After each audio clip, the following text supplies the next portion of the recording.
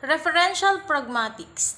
Leach 1983-11 briefly mentions the label for the area that we will discuss in this module, namely referential pragmatics.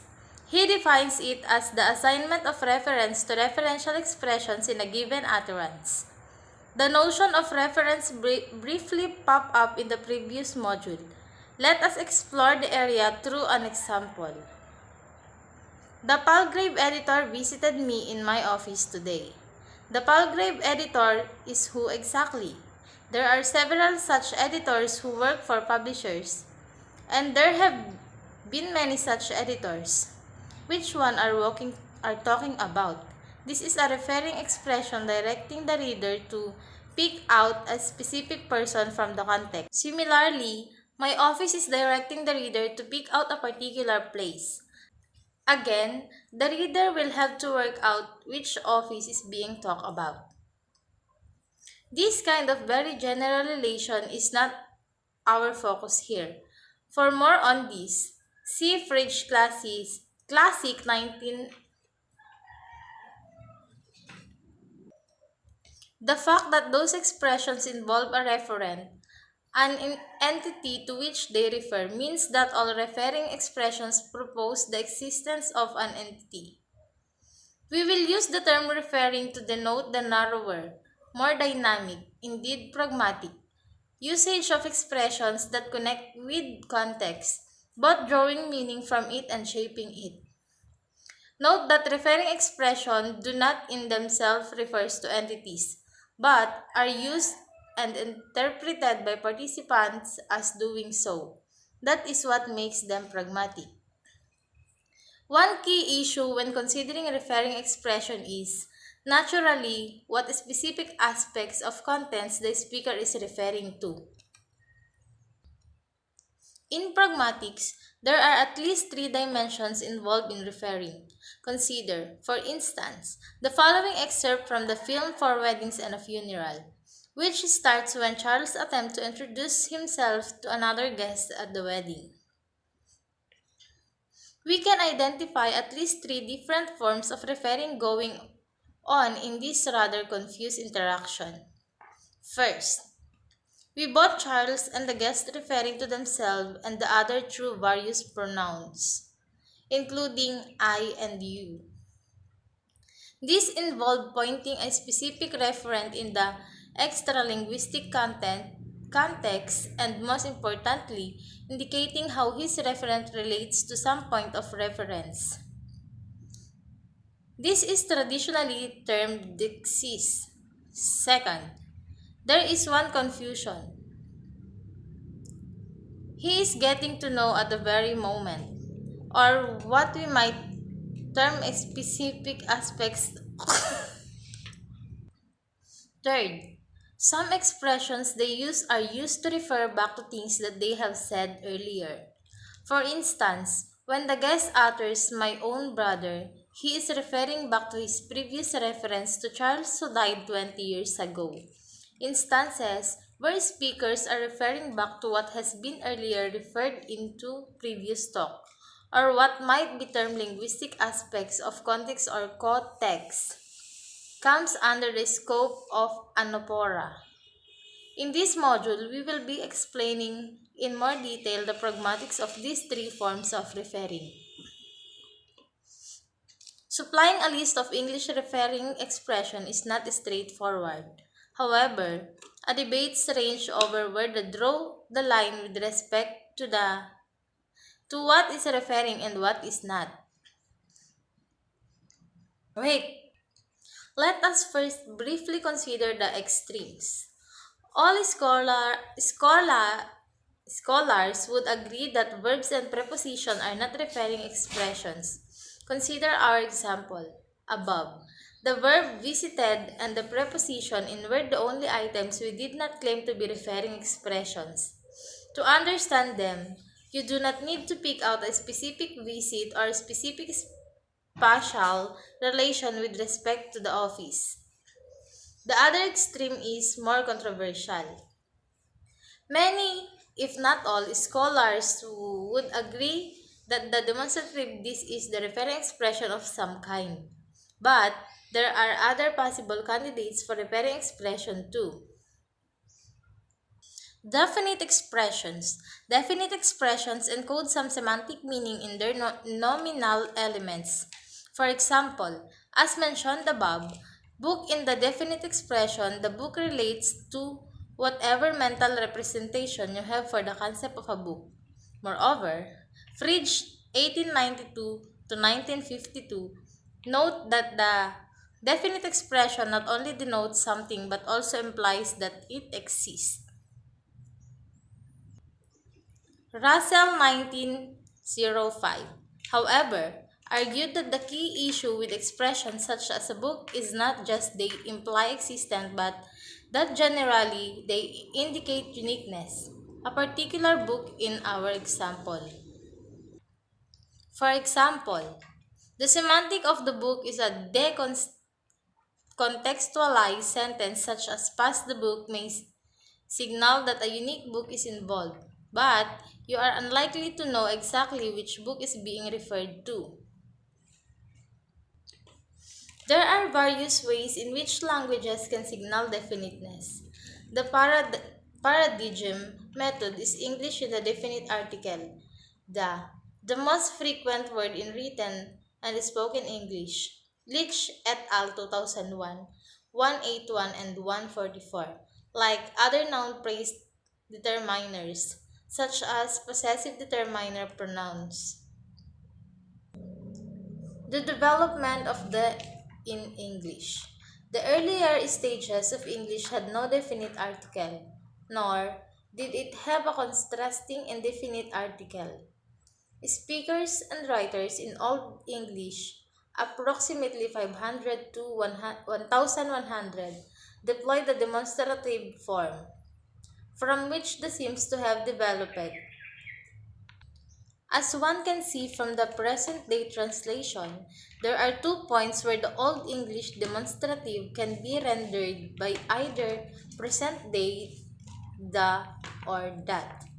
Both signal definiteness, that is, they invite participants to identify a particular entity. Today, the difference between the and that in this context is that the is used to focus the target's attention on something. But in Old English, this is use is not so clear. Incidentally, the other instance of that in, that heavenly, or life is not the same. In this case, it involves adjective contrast with the previous demonstrative. Over time, then, a demonstrative form has developed into the definite article the English language has today. Note with particular reference to Table 2.1, it has moved from the relatively contextual, extra-linguistic category of dictic expression to the relative abstract, linguistic category of definite expressions, in other words, from more pragmatic to less.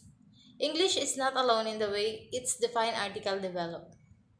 Definite articles in Romance languages, French, Italian, Spanish, such as le, il, el, lo, la, have developed from Latin. Although the categories in Table 2.1 the not always represent continuous links in a chain. If a particular item develops function outside in initial category, they are usually functions that belong to a less contextually determined category.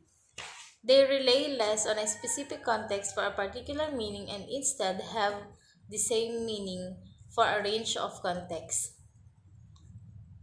Thus, not only one definite expression often develop from dictic expressions, but anaphoric expressions are often developed from dictic expressions, and proper nouns sometimes develop into common nouns. Hence, eponymic nouns such as Wellingtons, cardigan, sandwich, sadish, and atlas. This movement is consistent with what has, in historical linguistics, has been referred to a grammaticalization. Construction enters and continues along a grammaticalization pathway. It undergoes successive changes in meaning, broadly interpretable are representing in a directional movement away from its original or concrete reference and toward increasingly general and abstract reference. Marking definiteness. Many European languages are like English in having a separate word or words, marking definiteness. Other languages such as Scandinavian languages, Danish, Norwegian, Swedish, and Icelandic, and the Semitic languages Hebrew, Arabic, and Kurdish use an affix rather than a separate word. Yet, other languages such as Latvian, Xhosa, and Indonesian regularly deploy a demonstrative for this purpose. English can also a demonstrative to signal definiteness. This is why, of course, a distinctive feature of English spoken by speaker of these languages is lack of definite article. Consider this sentence written by a Japanese pragmatics student. Indeed, some research on making definiteness in English in interaction where all the participants are non-native speakers has suggested that dropping the definite article in some instances where it would be required in standard forms of English and inserting in where it would not normally be grammatically required is a feature of English in lingua franca. See, for instance, see Hofer 2001. In section 2.5, we will examine the functions of referring expressions, including definite expression, more closely. We use proper nouns to invite hearers to identify the unique individual or set of individuals we are talking about.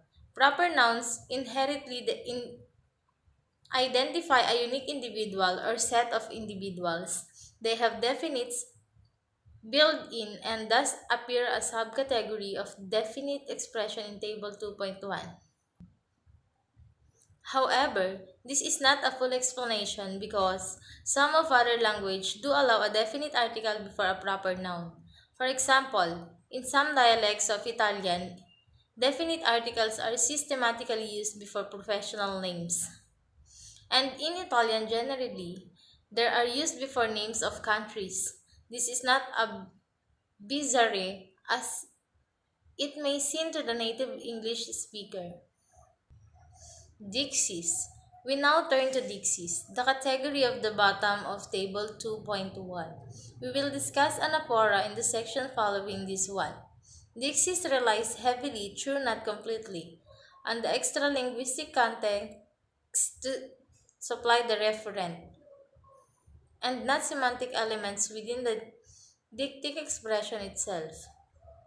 It may be helpful to note here that the word dictic is borrowed from the Greek diktikos, meaning able to show, showing directly.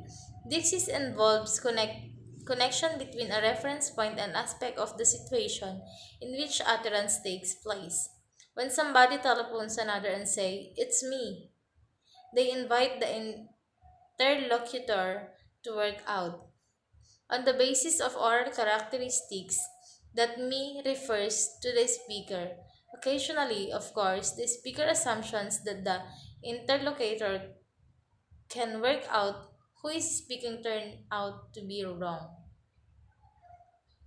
The worst possible case I can imagine for a totally unanchored occasion sentence is that of finding afloat in the ocean a bottle containing a note which reads, "Meet me here at noon tomorrow with a stick about this big." Social dixies across languages. Person making varies hugely from language to language. Consider, for example, the Fijian is said to have 135 person forms. Austronesian language has only two. One of the reasons of this is that person making interacts with the sociocultural context of a particular language. Obviously, this fact is most salient with respect to social dixies. Non-singular second person making when addressing a single person is often a way of signaling social distance, difference, particularly in the context of an age differential or formality, as was the case at least to some extent with the U forms in earlier periods of English and is still the case in many European languages. Non-singular person marking is also used for a single reference in many other languages, but not necessary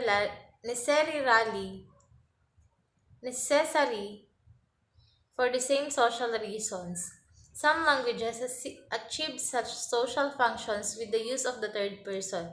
For example, in Italian, one uses the third person feminine singular, and in German, the third person plural sie. Such person marketing phenomena are part of linguistic honorifics, conventional system of forms and honor, express difference too.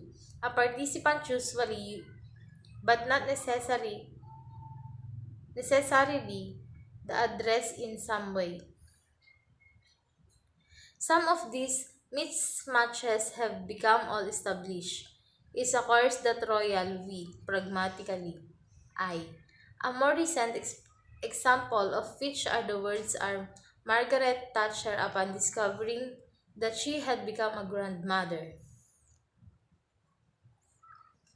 As can be seen from Table 2.2, a category of dictic expression can express spatial relations. As far as English is concerned, spatial dixis typically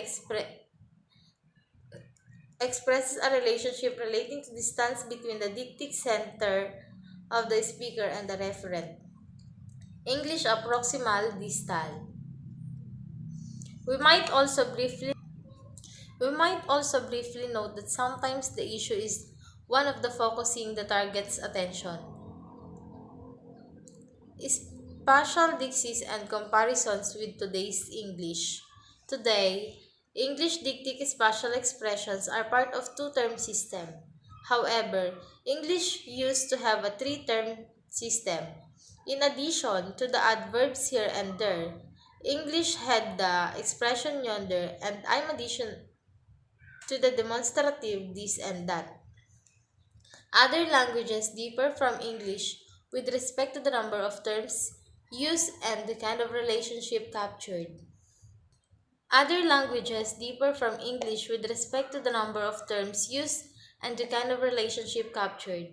Modern German is a case in point, while modern spoken German has the adverb contrast with here, and dort, here, there. It does not have a demonstrative contrast of the type achieved in English by this and that. Demonstrative occurring with nouns are accomplished of dieser and stress dir, der, die, das. However, as Diesel 2008 points out, what makes all these items demonstrative like rather than definite article like is their pragmatic functions. Upload ko. English has a spatial dictic system based on degrees of distance between the speaker of center and the referent. Some languages have a different kind of relationship as their basis. On that is less egocentric and not based on degrees of distance. Japanese is an example of the language that factors in nearness or not of the referent to the speaker. The hearer and the speaker and hearer. Thus is thus it has kono, near the speaker sono, near the hearer, and ano, away from speaker and hearer. The final category in Table 2.2 temporal dixis concerns expressions which can convey relations over time. As far as English is concerned, they typically express a relationship between a dictic center and the time of the speaker's utterance. Now, refer a span of the time encompassing the speaker's utterance. The use of the present tense as opposed to the past can mark the speaker's current time of speaking. The auxiliary verbs such as will, shall, going to, etc. can make some point in the future, tomorrow, next week, yesterday, ago, etc. indicate a span of time in a relation to the speaker's current utterance. Anapora. Anaporic expression refers to a previously expressed textual unit or meaning, the so-called antecedent. Anapora in the context of linguistics is generally understood to refer a relation between two linguistic elements wherein the interpretation of one, called an anapor, is in some way determined by the interpretation of the other, called an antecedent. Huang 2000. It may be helpful to know that the term anapora is derived from the Greek word avapopa, meaning carrying back. Here is an example. A. Should Michael peel potatoes in a board? B. Yes, he can do them there. The anaporic expression in B's utterance and their antecedents are as follows: He, Michael, do peel them the potatoes and they're on the board. The fact that both the anaporic expression and their antecedents refer to the same entities, they are coreferential in a characteristic of many anapora, but not of Dixis. This is not to say that there is no overlap with Dixis. Reader will have note that the form there is also used as dictic expression. Indeed, in this utterance, one could imagine a scenario in which there is used not only to refer back to on the board, but to pick out dictically the particular board to be used. The speaker could simultaneously point. Expression functioning anaporically comprise most frequently third-person pronouns and repeated or synonymous noun phrases. B. In the above example could have repeated the potatoes, but also, for example, the definite noun phrases including pronouns demonstrative such as those, proper nouns, proforms, and adverbs. Anaporic and other referring expression, their variation across English written registers. Biber et al. 1998, Module 5. Explored the usage of referring expression, particularly anaporic expressions, across different registers using the corpus-based methodology. See also Weber et al. 1999, 237 to 240 for similar findings. More specifically, they examine referring expressions, noun phrases, and pronouns. Across two spoken registers, conversation and public speeches, true we will not report the results of public speeches here, from the London Land Corpus, and two written register news reportage, the academic prose, from the LOB corpus. They found an uneven distribution of referring expressions. News reportage had the largest number, 63 per 200 words. Then conversation, 61, and finally academic prose, 51. To understand these differences better, Weber et al. Then look at the distribution according to type of referent expressions, retrieving frequencies across the register for exoporic pronouns. Anaporic pronouns and anaporic nouns. They discovered that exoporic referring expressions made up over half of the referring expression in the conversation, whereas they were almost non-existent in the written register, news and academic prose. Those written register were dominated by anaporic nouns. In other words, people not surprisingly regularly refer to aspects of their immediate extra-linguistic context in conversation, which, whereas in the written register they refer to aspects of the previous text. They also look at the average distance between the referring expression and the antecedent in the various registers. The distance was defined as the number of intervening noun phrases. Some large differences emerge. The average are conversation 4.5, Academic Prose 9.0, and News Reportage 11.0, that referring expressions occur much closer to their antecedents in conversation can be partly explained by the fact that conversation is conducted online with all the mental processing pressures that implies referring expressions with short distance to their antecedents and easier to understand. But finding is also a consequence of the referring expression type. Exoporic referring expressions do not have interviewing textual material. They refer directly to the reference. Ganun ba? Using and understanding referring expressions in interaction. Referring expressions and context. The following is the beginning of Ken Kesey's novel of Flew Over the Cuckoo's Nest, 1962-2003. They're out there. This is a creative way to begin a novel. It creates psychological prominence. We have the outline of a puzzle here, but not the pieces with which to complete it. We know that some group of people, they, are located in some space away from where the speaker or writer is out there. The referring expressions begin to build the point of view of the particular character, the protagonist, who is incarcerated in the mental institution. It flags the kind of context that needs fleshing out. This helps achieve a dramatic purpose of the novelist.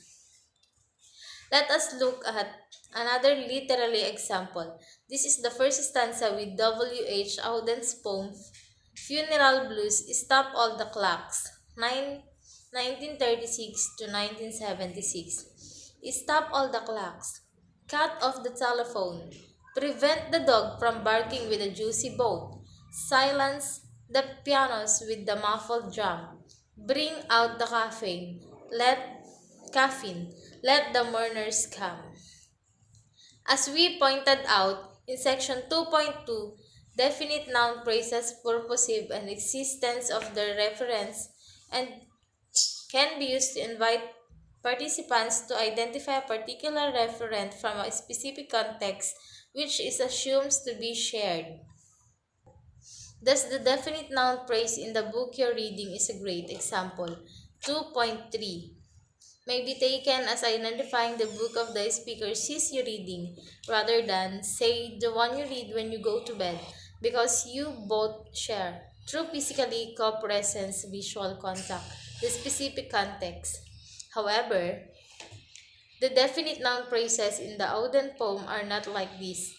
They presuppose the existence of clocks, telephones, dog pianos, caffeine, and mourners.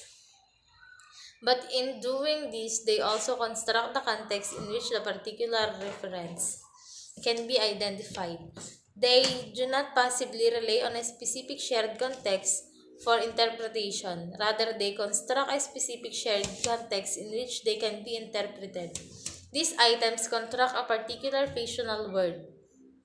More particularly, the items caffeine and mourners in the final line trigger the contextual frame for sema of a funeral by virtue of the fact that they are stereotypical components of the contextual frame. See section 3.2.1 for a discussion of semata. Semata, the background knowledge is general. It is not so it is not surprising that literary linguistic scholars have focused on how referring expressions in literature contribute to the creation of fictional words, Semino 1997.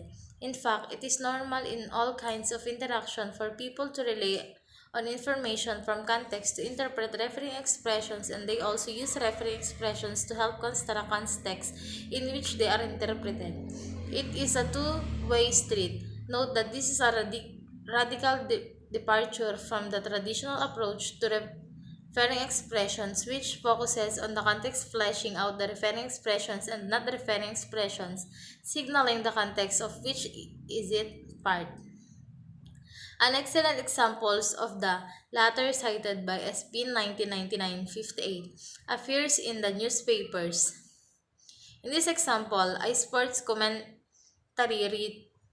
writer reflects on the city of Los Angeles loss of two professional football teams who used to play there. So, we lost the Rams and Raiders. Lost our innocence, but hold the flowers. Put away the handkerchiefs. Stop the sobbing. We still have the prose bowls, haven't we?